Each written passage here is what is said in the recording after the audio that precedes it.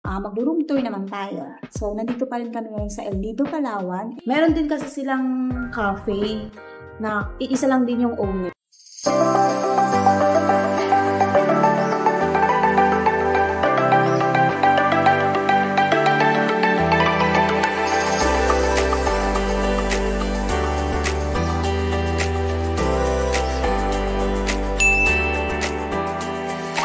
Hi guys! Welcome and welcome back sa aming YouTube channel. And for today's video, mag-room tour naman tayo. So, nandito pa rin kami ngayon sa El Nido, Palawan. And dito pala kami ngayon nakastay sa Rosana's Pension, El Nido. So, samahan niyo ako mag-room tour. Tara! So, yan.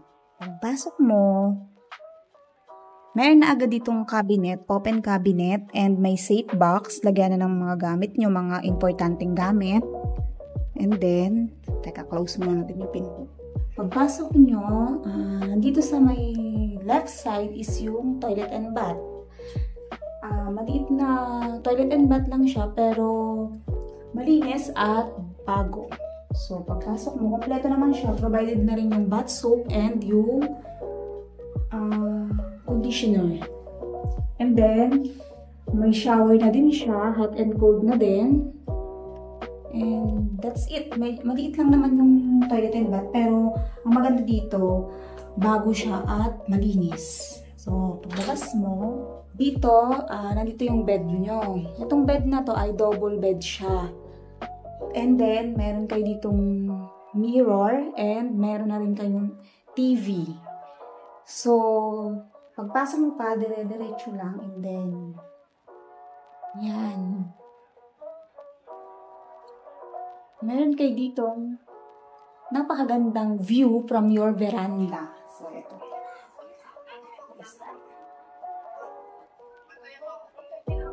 Yan. Ayan yung view mo sa veranda paglabas mo. So, guys, etong room na to sa Rosana's Pension is nakuha namin siya ng per night niya ay 3,500 per night. So, nakastay kami dito for 5 days and 4 nights. Yung binayaran namin is 14,000. Medyo hindi siya budget friendly na price kasi medyo may kamahalan, sa gitna lang siya. Pero meron pa talagang mas mahal dun sa 3,500 na yung mga high-end hotel na dito sa El Nido. Since eto, maganda kasi yung location, nasa center siya ng El Nido. Paglabas mo dyan, marami na kayong makakain ng mga restaurant and yung view, yung binayaran mo talaga dito kasi ang ganda. And sulit na rin siya kasi nga very accessible and pagbaba mo sa baba, kung mag-island hopping kayo, nandyan na, maglalakad na lang kayo. Tapos kung gusto nyong mga kumain sa mga iba-ibang resto, lalabas lang kayo, nandyan na. Kaya very accessible and okay na din yung 3,500 per night na yon. And maganda at malinis din naman yung room and bago pa siya. So guys, pag nagpabook kami nito sa Facebook nila, search nyo lang sa Facebook yung Rosana's Pension El Nido and lalabas na agad yung FB page nila. And meron dong link. Booking link yon, booking system, i-click nyo yon and then doon kayo makapabook. May calendar doon, tapos search nyo lang kung anong date kayo, ganyan, makikita nyo rin yung availability ng date. And yun, parang Agoda din siya.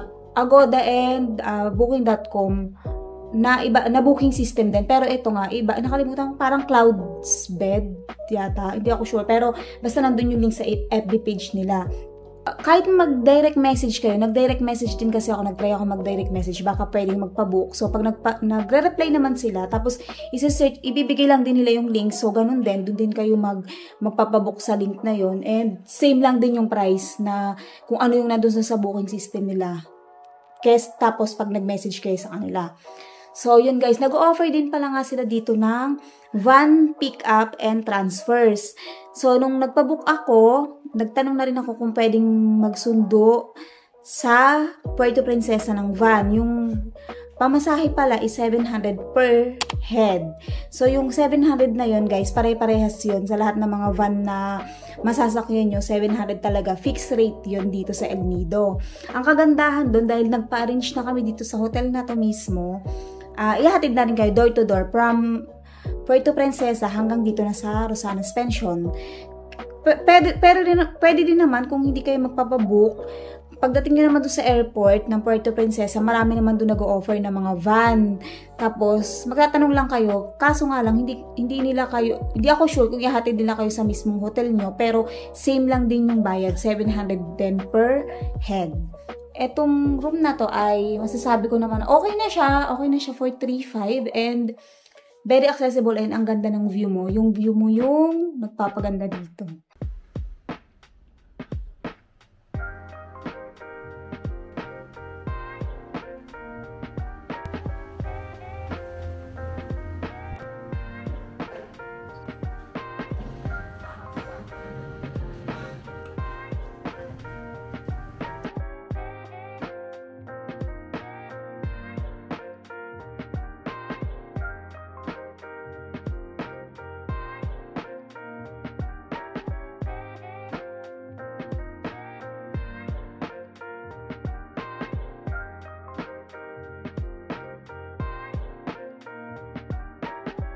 Yan, good morning guys. So ngayon, magbe-breakfast kami dito sa Rosanas Pension.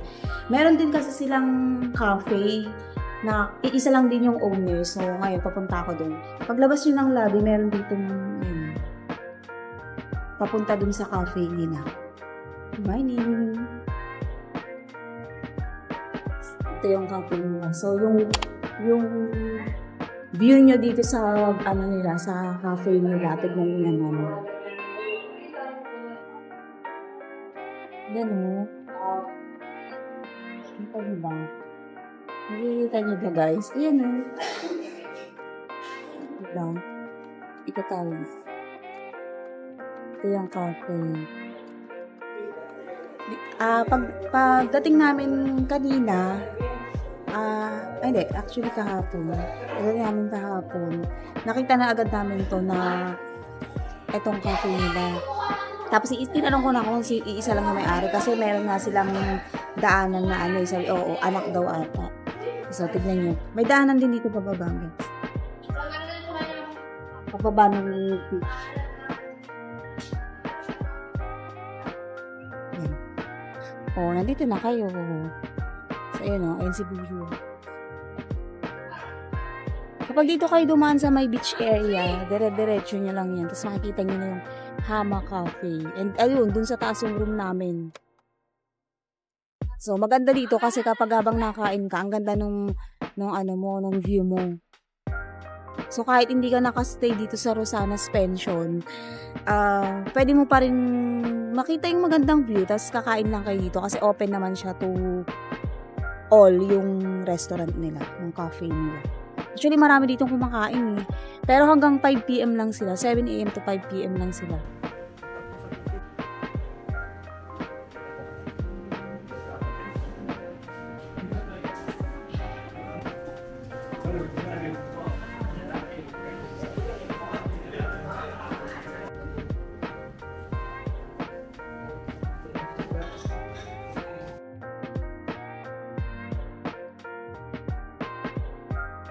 So, yan guys. That's it for our room tour and thank you guys for watching.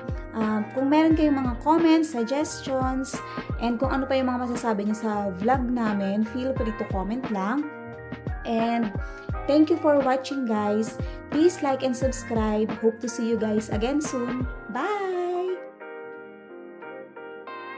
So today naman, mag-island hopping tayo. So mag-tour A tayo. Then, papakita namin sa inyo kung ano yung mga pupuntahan kapag tour.